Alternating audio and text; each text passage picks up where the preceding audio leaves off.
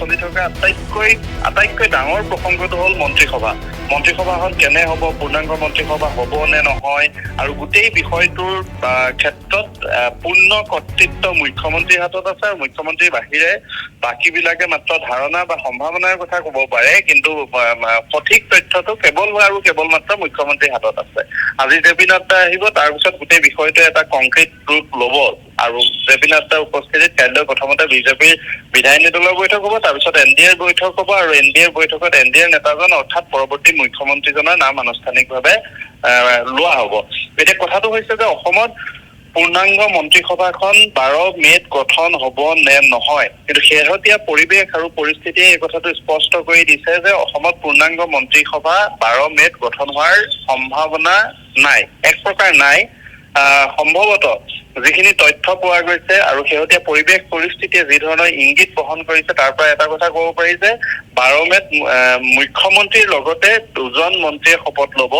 এজন নিঃসন্দেহে অসম গণ পৰিষদৰ মন্ত্ৰী আৰু তেওঁ অতুল বৰা হোৱাটো প্ৰায় নিশ্চিত, আৰু দ্বিতীয়জন হাগ্ৰামা মহিলাৰ নেতৃত্বাধীন BPFৰ এগৰাকী মন্ত্ৰীয়ে শপত ল'ব।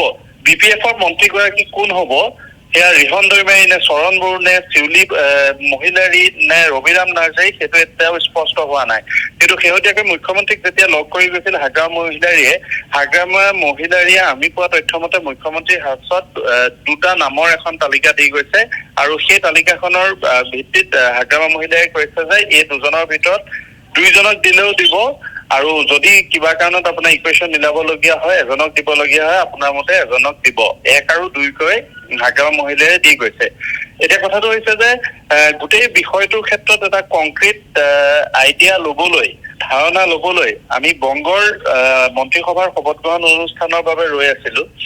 বংগৰ মন্ত্ৰীসভাখনৰ ক্ষেত্ৰতো দেখা গ'ল যে তাত আজি কিছু সময়ৰ পূৰ্বে যিখন মন্ত্ৰীসভাই শপত গ্ৰহণ কৰিলে শুভেন্দু অধিকাৰীৰ নেতৃত্বত, সেই মন্ত্ৰীসভাখনতো 6জন মন্ত্ৰীহে মুঠ 6জন মন্ত্ৰীহে শপত লৈছে।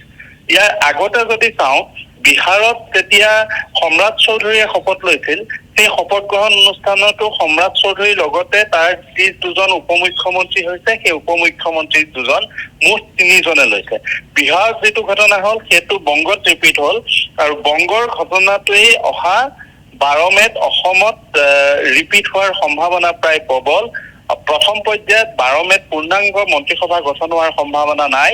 সেই দিনটোত সম্ভৱতঃ 3জন মন্ত্ৰীয়ে শপত ল'ব, মুখ্যমন্ত্ৰীয়ে শপত ল'ব, অসম সহযোগী দল মিত্ৰ দল অগপৰ পৰা এজনে শপত ল'ব, আৰু অগপৰ পৰা কোনে শপত ল'ব সেইটো স্পষ্ট হৈ পৰিছে, সেইটো হৈছে অতুল বৰা।